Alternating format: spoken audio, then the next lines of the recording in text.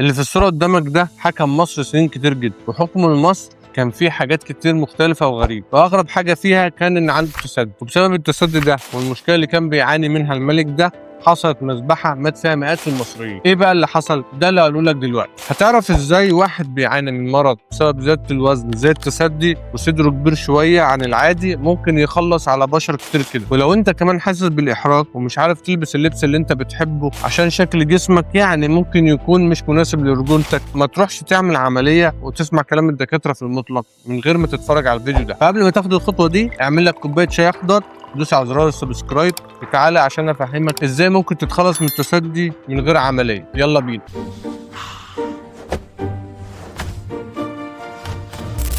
مصر في وقت من الاوقات كانت تحت الحكم البطلمي، والدوله البطلميه دي فيها حكام كتير جدا، منها الكويس ومنها الوحش. وفي وقت معين جه بطل قصتنا بطليموس الثاني اللي كان بيحكم مصر بشراكه مع اخوه الكبير بطليموس السادس وكليوباترا الثانيه. بس بطليموس ده ما كانش عايز حد من اخواته يمسك الحكم غيره، عشان كده اخوه الكبير واخته كليوباترا قرروا ان هم ينفوه ويخلوه يمسك بلد بعيده اسمها قورينا اللي هي ليبيا دلوقتي. والوضع ده ما استمرش لوقت طويل لحد ما مات بطليموس السادس اللي هو الاخ الكبير لبطليموس الثاني. وقتها بطل الحكايه ما صدقش نفسه وطار من الفرحه واخد بعضه وجري على مصر عشان ينهى في العرش. بس كان قدامه مطب صغير وهي اخته الكبيره كليوباترا الثانيه، وعشان بطليموس الثامن ده كان عيل اسود من جواه قرر انه يتجوز اخته كليوباترا الثانيه. وفي يوم الفرح خلى رجالته يقتلوا ابن اخوه وهو في حضن امه عشان يقدر يستولي على العرش لوحده. كل الكلام ده بقى غريب ومش عادي بالنسبه للمصريين، كل حاجه كانت في قمه القرف بالنسبه لهم. يعني ايه اتجوز اخته؟ لا ده كمان مش اتجوز اخته وبس، ده كمان اتجوز بنت اخته في نفس الوقت، عك في عك يعني. وكل العك ده كان سبب ان الناس تطلع بطليموس الثامن ده لمصر، وده لان بطليموس الثامن كان وزنه زياده حبتين ثلاثه، وكان عنده سمنه مفرطه، وكان عنده صدر مترهل زي صدر الستات كده. وفوق كل ده كان بيلبس ملابس شفافه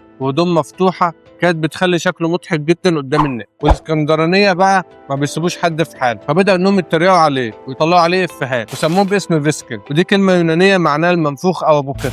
وكل سخريه الاسكندرانيه دي كانت عشان خاطر الراجل ده بيفتري عليهم وبيعك مع اهل بيته. طبعا لما وصلت له الشتيمه ديت والتريقه عليه وكان المصريين بداوا يعملوا مظاهرات، قرر بطليموس الثامن انه يعمل واحده من ابشع المذابح في تاريخ مصر، وهي مذبحه الجيمنازيوم او اللي اتسمت بتطهير اسكندريه. كان في مكان في اسكندريه كده اسمه الجيمنازيوم، كان بيتجمع فيه الشباب المثقف الاسكندراني الجميل والناس اللي بيتدربوا على الرياضه، وكانوا بيقعدوا يتناقشوا ويتكلموا في احوال البلد وقتها. وفي يوم هم قاعدين العساكر المرتزقه بتوع بطليموس الثامن حوطوا المكان ودخلوا وخلصوا على كل الشباب اللي جواه عشان تبقى مذبحه يموت فيها مئات المصريين. وحتى الناس المثقفه والمتعلمه واللي كانوا اصلا هم اللي بيالفوا النكت والافيهات عليه امر بطردهم وقتل كل العلماء والفلاسفه والدكاتره والموسيقيين في اسكندريه كلها، لدرجه ان كل علماء مكتبه اسكندريه الكبار هربوا من مصر وراحوا اليونان. وبطليموس الثامن اللي عمل كل الجرائم دي عملها عشان حاجه واحده بس، وهي تنمر الناس على صدره المترهل اللي كان شبه صدر الستات، عشان تبقى دي واحده من ابشع الجرائم اللي حصلت في التاريخ بسبب زياده الوزن. بس اكيد عمرها ما هتكون زي الجريمه اللي هتعملها في نفسك لما تروح تعمل عمليه تجميليه عشان تتخلص من التسدي اللي مسبب لك الاحراج. قبل ما تتفرج على الفيديو ده، عشان تتعامل مع التسدي لازم تفهم انت بتعاني من اي نوع من التسدي. فطالما انت مكمل معايا لحد دلوقتي في الفيديو حابب اشكرك واقول لك يا ريت تعمل معايا لايك سبسكرايب، وتعالى هفهمك اكتر عن التسدي وازاي تتعامل معاه من غير ما توصل للعمليات. وحتى لو خلاص قررت تعمل عمليه لازم تعرف العمليات دي ممكن تكلفك قد ايه. بص مبدئيا كده التسدي ده ممكن ما يكونش له علاقه بالدهون، الموضوع اكتر بيكون له علاقه بالتشريح، لان صدر الراجل المفروض يكون مسطح، بس رغم انه مسطح هو عنده نسيج غدي زي اللي عند الستات، ولكنه في حاله خمول، يعني تقدر تقول عليه تضخم حميد بس مش سرطان. فلما تيجي تلمس صدرك كده وتلاقي فيه كتله ناشفه زي المطاط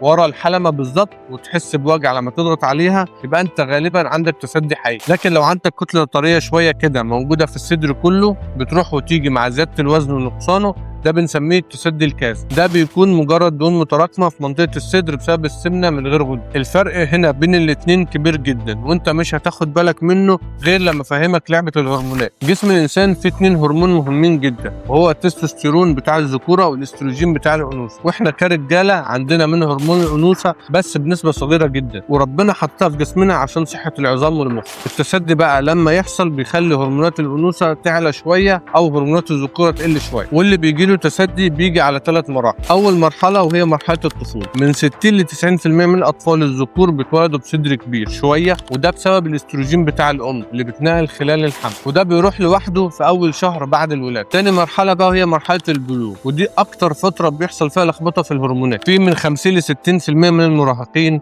هرمونات الأنوثة عندهم بتعلى أسرع من هرمونات الذكورة في بداية البلوغ. بس الخبر الحلو إن 90% من الحالات دي بتختفي لوحدها خلال 2 بس لما الهرمونات دي تتوازن في جسم. آخر مرحلة بيحصل فيها التسدي بتكون مرحلة الشيخوخة. يعني طبيعي الإنسان بعد سن ال50 إنتاج التستيرون في جسمه بيقل، في نفس الوقت الدهون بتزيد في الجسم. الدهون دي بتعتبر مصنع الاستروجين، فمن 25 ل 65 من الرجالة الكبار بيظهر عندهم علامات التسدي. ممكن تفكر إن التسدي كده ملوش علاقة بالدهون ولا زيادة الوزن ولا حتى السن، لكن الحقيقة ان الكرش والدهون هم اكتر حاجة ممكن تعمل لك صدر كبير. ليه بقى؟ بص، لو كنت اتفرجت على الحلقة بتاعة الكرش والضعف اللي بيجي عند الذكور هتلاقيني اتكلمت عن انزيم اسمه الاروماتيز، والانزيم ده موجود بشكل كبير في الخلايا الدهنية، ووظيفته الاساسية انه ياخد التستوستيرون ويحوله لاستريدول، وده اقوى نوع من هرمونات الانوثة. الانزيم ده بيزيد جدا لما الانسان وزنه يزيد والدهون في جسمه تكتر. يعني ببساطة كل ما كان كرشك ودهونك تزيد كل ما هرمون الانوثه في جسمك يبدا يزيد واحده واحده. ورغم كده برضه هتلاقي في رجاله كتير خسوا وجسمهم بقى رفيع شويه ولكن لسه عندهم تسدي، وده بقى بيكون بسبب الدايره اللي بيلف فيها المريض، لان السمنه بتعمل تسدي، والتسدي معناه الاستروجين في الجسم عالي. طالما الاستروجين في الجسم عالي ده هيزود تخزين الدهون وكمان هيضاعف العضلات، والدهون الزياده هي كمان هتفرز استروجين اكتر ويفضل يلف في حلقه مفرغه. بس ما تقلقش، لان التسدي بشكل عام له درجات. اول درجه وهي التضخم البسيط، وده اللي كلمتك عنه في اول الفيديو. تاني درجه هو التضخم المتوسط، وده بياخد الصدر كله بس ما فيهوش ترهل، فبالتالي ما بيكونش فيه تسدي مطلوب. ثالث درجه بقى وده بيكون تضخم واضح جدا، والجلد بيبدا يترهل لتحت، وشكل صدر الراجل اللي عنده تسدي بيتقلب واحده واحده لصدر ست، وده اللي كان عند بطليموس الثاني. اما بقى الدرجه الرابعه ده بيحصل تضخم شديد وترهل كبير، والحلمه نفسها بتنزل لتحت خالص، وده بيحصل لما يكون حد وزنه زياده قوي ويخس مره واحده. ايه بقى المصيبه الاكبر؟ هي لما تيجي تشوف عدد الرجاله المصريين اللي بيعانوا من التسدي ده بكل الدرجات دي. في متوسط حوالي 33 مليون مصري بيعانوا من المشكله ديت بكل درجات. يعني لو انت ماشي في العتبه مثلا ولقيت 10 رجاله واقفين جنب بعض، في 5 أو 6 منهم عندهم صدر انثوي بس مخبيه تحت لبس واسع او بيحاولوا يعالجوه. والمشكله بقى في طريقه العلاج. يعني تقريبا نص الناس اللي بتعاني من حالات التسدي ديت وراحت تعمل عمليات كانت بسبب حقن هرمونات او منشطات للشباب اللي بياخدوها في الجيم عشان يطلعوا عضلات، فقلبت معاهم بصدر انثوي. اتفرج على حلقه هرمونات الجيم اللي انا كنت عملتها لك وانت هتعرف كوارث تانية. اما بقى لو قررت انك خلاص عايز تعمل عمليه والحلول اللي لسه هقول لك عليها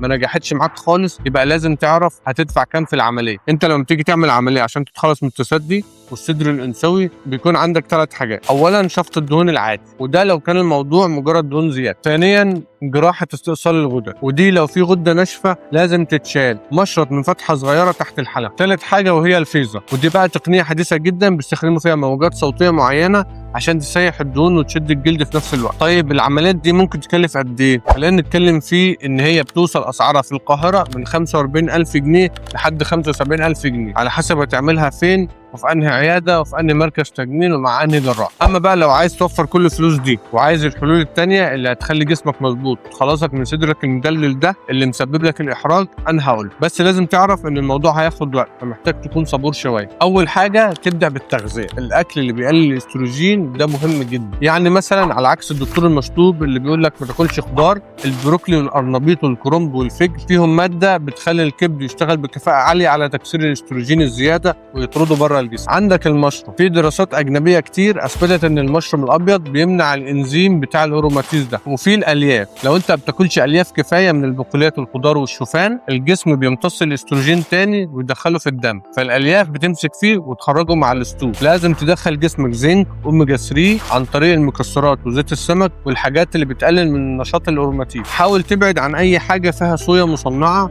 ولازم تقلل السكر جدا، وتسيبك بقى من معلقتين النوتيلا بتوع الصبح دول، لان الانسولين العالي بيحفز ان جسمك يعلي هرمون الانوثه. وطبعا لازم تلعب رياضه خصوصا تمرين البنش وحاول تلعب تمرين بنش عالي وتعمل كارديو كتير، وكل ده لازم يكون معاه نوم منتظم ونبعد عن التوتر عشان التستوستيرون يرجع يتظبط تاني. ما ينفعش تنام اقل من 6 ل 8 ساعات. وطبعا في ادويه كتير في السوق المصري بس دي لازم تاخدها باستشاره الدكتور غدد صماء. انت بس امشي على الحاجات اللي قلت لك في الاول دي بعيد عن الدواء، وان شاء الله مشكله الصدر الكبير المدلدل اللي عندك واللي بيحرجك وبيخليك تلبس لبس واسع واحيانا بتلبس كرسي هيروح تمام. بجد ولا ايه ده؟ ايه ده؟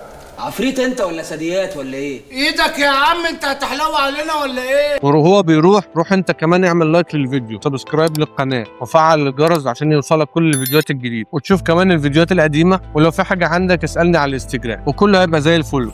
سلام.